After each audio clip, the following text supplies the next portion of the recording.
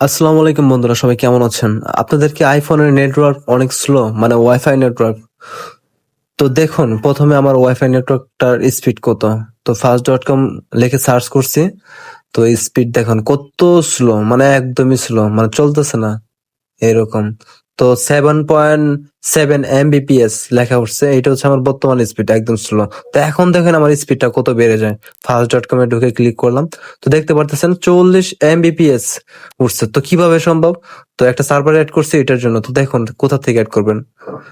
তো এর জন্য কনফিগার ডিএনএস এ ক্লিক করবেন, ওয়াইফাই সেটিং এ যেয়ে, ঠিক আছে। তো আমি ক্লিক করলাম, অটোমেটিক এন্ড ম্যানুয়াল লেখা আছে নিচে, ম্যানুয়ালে ক্লিক করবেন। তো আমি ক্লিক করে নিলাম। এখন এই জায়গা থেকে আপনারা সার্ভারে অ্যাড করবেন। কিভাবে? অ্যাড সার্ভারে ক্লিক করবেন। তো অ্যাড সার্ভারে ক্লিক করার পরে এখানে কি লিখবেন? 8.8.8.8. তো 4টা 8 ডট দিবেন।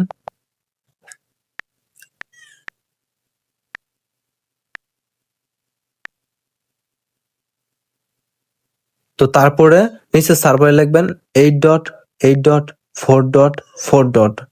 সো উপরে যে আগের যে সার্ভারটা রয়েছে ওইটা কেটে দিতে হবে। তো এটা মাইনাস চিহ্নতে একটা ক্লিক করবেন বা টান দিবেন, সাইডে ডিলিট অপশন কেটে ফেলছি। এখন এটা আপনারা সেভ করবেন।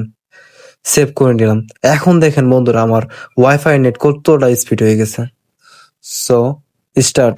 তো দেখতে পারতেছেন, দেখতে না দেখতেই 51 Mbps উঠে পড়ছে। তার মানে এই সার্ভার অ্যাড করার পরে কতটা নেট ডেভেলপ হয়েছে আপনারা বুঝতে পারতেছেন। আর ভিডিওটা ভালো লাগলে অবশ্যই একটা লাইক, কমেন্ট, সাবস্ক্রাইব করতে ভুলবেন না। ধন্যবাদ।